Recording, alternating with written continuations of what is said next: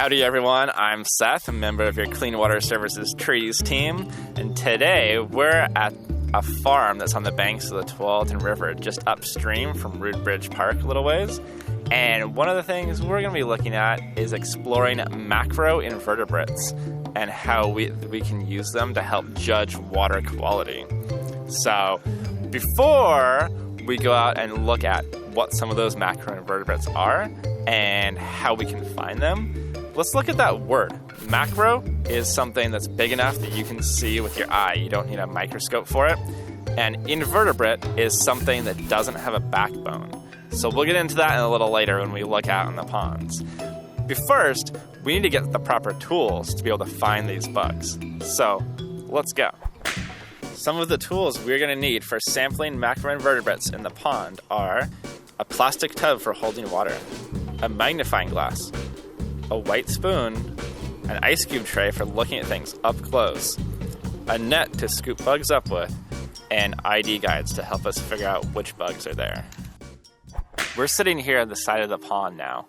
We have our tools, but one of the things I like to do before I start sampling and exploring is just to hold still and open my eyes and my ears and listen to what's happening in nature around me. Let's do that for a little while and see what's here at the edge of the pond.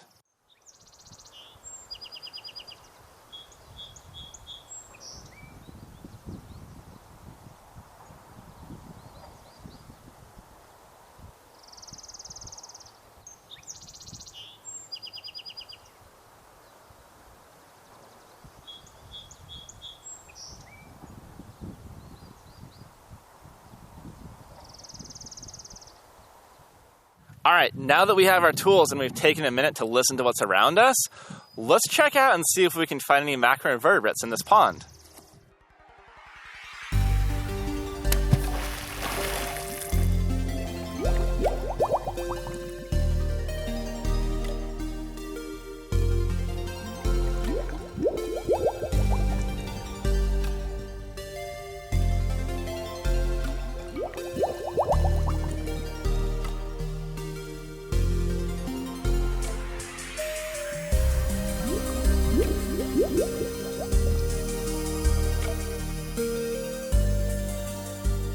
Looking out of the water, I didn't find that many macroinvertebrates. Some of them are really camouflaged and good at hiding and not being detected when we're looking for them with our eyes.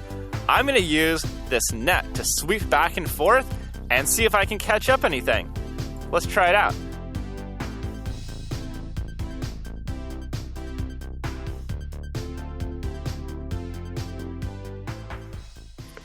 All right, now that we used our net to sweep around back and forth in the pond and find those things that were really well camouflaged that we weren't able to find with our eyes, we put the water into this bucket here and let it sit for just a few minutes. Now it's time for my favorite tool, the magnifying glass. I'm gonna use this and look up close and see if we can find anything in here. Let's take a look.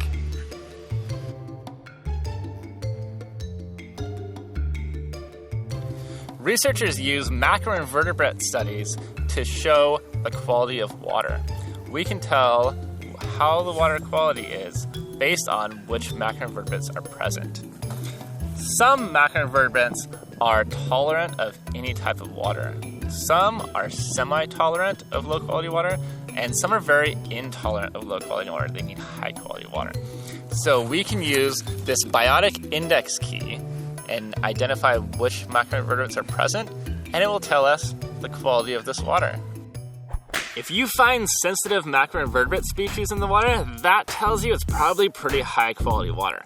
If you don't find them, that doesn't necessarily mean it's low quality water, they just might not be there.